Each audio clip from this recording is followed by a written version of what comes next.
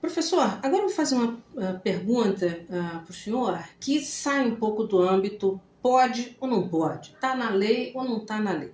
A gente sabe que tem um monte de pessoas que sim, elas criam cobra, macaco, sarigueira, tudo dentro de casa. Mas a pergunta vai para um âmbito técnico e veterinário. Perfeito. Tem problema em criar animais silvestres dentro de casa? Sim ou não? Sim, sim. O problema é um problema sério, sabe, Thalita? Então, a grande questão, eu acho que o ponto principal para te responder essa pergunta sendo bem enfático, é a questão de saúde pública, é a questão de zoonose, de doença, né, de transmissão de doença. Então, a grande maioria desses animais, a gente não conhece o que ele está albergando, né? E a gente pode até fazer um paralelo com pandemia, por exemplo, né? Então, se a gente pega o contexto de pandemia, a gente sabe que aquele agente infeccioso, ele saiu ou ele passou por um animal silvestre. E o que vem acontecendo é o que a gente chama, né, um termo técnico que é usado, são os spillover, ou saltos de agentes infecciosos. Uhum. Então ele contamina um animal, depois contamina outro, e se o humano estiver próximo a ele, o humano ele pode ser infectado também. Uhum. Né? E isso gera doenças novas, agentes novos por conta de mutações, seja ela viral, seja uma resistência bacteriana. Uhum. Então, o grande problema de se criar animais silvestres é um problema em relação à saúde, à troca de doenças, né? Principalmente aquele animal que é retirado da natureza. Sim, né? Sim. O que é feito? Aí você vai dizer, bom, mas a gente sabe que existem animais legais sendo criados por pessoas. Sim, existe, e a lei permite isso. Para alguns centros de reprodução desses animais. Né? A grande diferença desses animais que são reproduzidos em cativeiro é que eles passam por um acompanhamento veterinário desde o início da vida. E vão para a pessoa, né, para aquela pessoa que está... tutor? A gente chama de tutor? A gente chama de tutor. Tá, a gente chama de tutor. Então ele vai para aquele tutor e aquele tutor tem a obrigação de manter a saúde daquele animal, manter aquele animal rígido. Então ele tem que ser levado ao veterinário, tem que ser feito o exame, tem que se avaliar o uso de vacina nesses animais, né? A gente sabe que não existe, por exemplo, uma vacina própria para macaco. Sim, uma vacina própria para um furão, para uma jiboia, para uma ave. Porque os parasitas são totalmente outros, né? Exato. Então, esse é o principal problema da criação de animais silvestres. Entendi.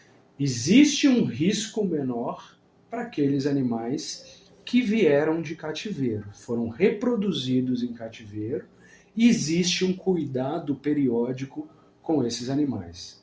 Esses sim são criados e eles são legalizados pelos órgãos ambientais. Entendi. Bom, agora a gente indo para uma outra esfera. Aí os animais vêm para cá, né? Dependendo. Às vezes é uma pessoa que traz, às vezes é o INEMA que traz. Mas o senhor vai a campo também ou não? Sim. Conta pra gente. Sim. Essa é a parte boa. Essa é a parte boa, vai. Conta pra gente uma história boa. De campo que não é história de caçador, é de veterinário. Essa nossa parceria com o INEMA, né, ela vem desde a minha chegada aqui. Então, em 2019, nós estabelecemos esse termo de cooperação. Agora a gente está numa fase que a gente também vem acompanhando o trabalho que é feito pelo INEMA.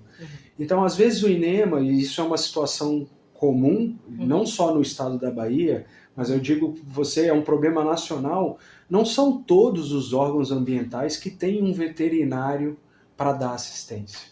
E isso é um problemão. Né? E aqui a gente tem esse problema. Então, às vezes, o Instituto não tem aquele profissional, e como que ele vai, por exemplo, resgatar um animal silvestre? Né? Às vezes tem um biólogo que vai junto ali e tem a condição de fazer a contenção, de pegar, de medir, enfim, claro que sim. Mas existe a falta de avaliação da saúde daquele animal. Sim, com certeza. Como que ele... Então, o órgão não tem. Então, a gente está dando esse apoio. Né? Então, às vezes, vai um estagiário ou um próprio veterinário da pós-graduação acompanha o trabalho que está sendo feito pelo INEMA. A gente começou isso esse ano. Entendi. E acompanhar essas ações do órgão ambiental. Né? Então, esse é um problema que a gente tenta resolver pela falta do veterinário. Entendi. Né? Assim a gente consegue fazer alguma coisa. E aí, agora, a outra faceta do professor Danilo. Me disseram que o senhor tem uma como é que é? Não é uma carta na manga, é uma carta na mochila. Uma via empreendedora. Conta pra gente, professor, como é que é isso? Então, eu já vou dar dica aqui, vocês estão vendo ela aqui. Vetbag. A gente faz, então você perguntou se a gente faz trabalho no campo também, né? Sim, a gente auxilia o órgão ambiental e nós temos as pesquisas, né? São pesquisas desenvolvidas nesses animais. Né? Eu tenho talvez, não gosto nem de falar de uma especialidade, mas eu tenho um viés no trabalho com primatas. Né? A minha linha de pesquisa são com primatas. A gente utiliza muito o primata por conta da proximidade genética, por conta do comportamento, da similaridade anatômica, fisiológica.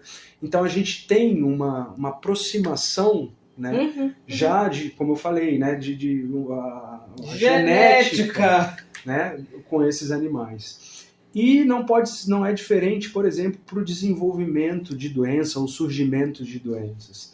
Então, para algumas doenças, esses animais eles são talvez o ouro do negócio, né? Onde a gente vai conseguir observar aquela doença no ambiente natural e ver se ela pode pular para nós. E a gente tem vários exemplos dessas doenças. Por exemplo, uma bem nítida é a febre amarela. Né? A febre amarela, antes de chegar em nós, o vírus, antes de circular nos humanos, ele circula nos macacos. E aí o que a gente faz? Vamos vigiar os macacos para ver se esse vírus não está rodando perto de alguma população e principalmente daquelas populações que não são vacinadas. Mas aí o senhor, com os seus alunos, ia para o campo para observar os macacos, é isso? Isso, a gente observa, a gente captura esses animais, a gente coleta material biológico e traz para o laboratório para analisar. Mas aí, tentando já direcionar um pouco mais a pergunta, ou só a resposta. Existem várias espécies de macaco, várias anatomias diferentes. E onde é que a Vetbag entra nisso? Então, com esse trabalho de campo, que vários veterinários que trabalham com animais silvestres desenvolvem, a gente vai até o animal e a gente não tem uma estrutura, uma clínica, um hospital para atender. Não rola. Você tem que atender aquele animal lá. Certo. E nós fazíamos muito uso de anestesia injetável. Então, fazia a captura do animal, precisava de anestesiar para coletar esses materiais biológicos, e a gente utilizava muito anestesia injetável, que é um procedimento que a grande maioria faz e não tem grandes problemas em relação à segurança, não tem. Mas o que acontece é que você não controla muito bem essa anestesia. Você injeta ali, tem um bicho que vai dormir meia hora e tem bicho que vai dormir 4, 5 horas exatamente com a mesma dose daquele medicamento. Mas isso por causa do tamanho do indivíduo ou por causa das diferentes espécies? Às vezes as duas coisas, pelo tamanho, pela diferença de espécie, pela diferença individual, pode ser até a mesma espécie, irmãos próximos, gêmeos, mas um vai responder ao anestésico diferente do que o outro. E isso atrapalhava os nossos... às vezes nós tínhamos que ficar por horas esperando um animal acordar de uma anestesia injetada. Isso vinha me incomodando. E lá atrás, ainda no meu processo de graduação, pós-graduação, né, até chegar ao cargo de professor, em 2009 eu falei, não, eu tenho que diminuir isso, eu tenho que tentar melhorar. E uma das formas é você levar anestesia inalatória para o campo. O grande problema era que os nossos equipamentos, eles dependiam de uma estrutura física. Eles não dava para ser transportado até o campo. Imagine só você levar um aparelho de anestesia né, carregando com um cilindro de oxigênio carregando. Então, assim, chance zero. E eu vinha conversando com um colega professor de anestesiologia. Falei, cara, eu preciso de melhorar. Nós precisamos de levar esse equipamento para o campo.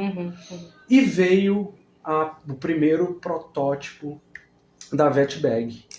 Né? Então, aí que surge a VetBag. O que é a mochila?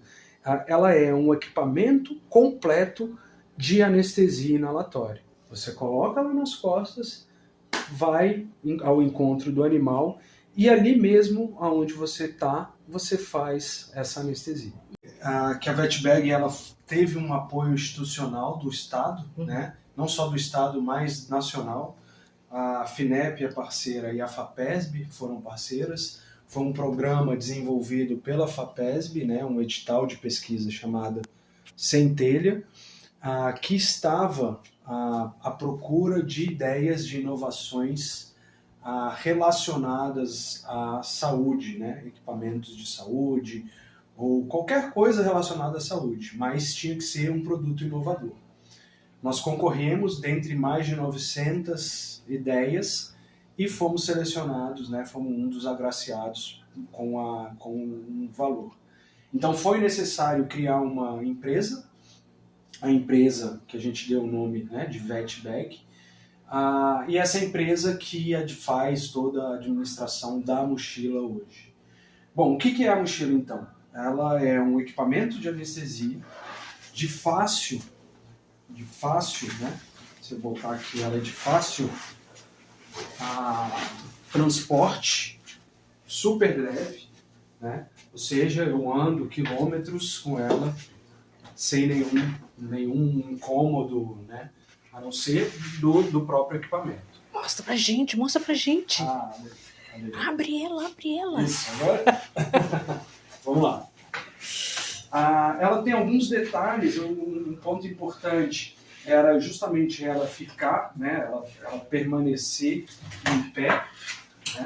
E isso a gente trabalhou muito, né? Então ela tem uma base, ela é para ficar exatamente em pé. Uma outra coisa que nós desenhamos junto com o fabricante da mochila foi essa abertura lateral, né? Então isso porque para essa aba não cair na mesa, né? Então foi desenvolvida essa abertura lateral justamente para isso. A gente prende ela aqui, ó, né? E aqui a gente tem alguns equipamentos relacionados com a mochila. A gente tem um cilindro de oxigênio, né? E na lateral dela aqui é o que a gente chama de vaporizador universal. Aqui vai o anestésico líquido, o oxigênio ele vai sair do cilindro, vai passar aqui dentro e ele vai sair um vapor. Esse vapor é o anestésico que o animal vai inalar, consequentemente ele vai dormir, né? Então essa é a ideia. Existem alguns equipamentos que a gente precisa para fazer isso. E, como eu falei, a mochila ela é completa. Ela vem justamente completa. Basta a gente fazer as conexões. Isso aqui é uma válvula, né? É comum nos equipamentos de anestesia. A gente coloca ela aqui, ó. Vou montar aqui rapidinho, só para vocês terem uma noção, né? Essa é a válvula.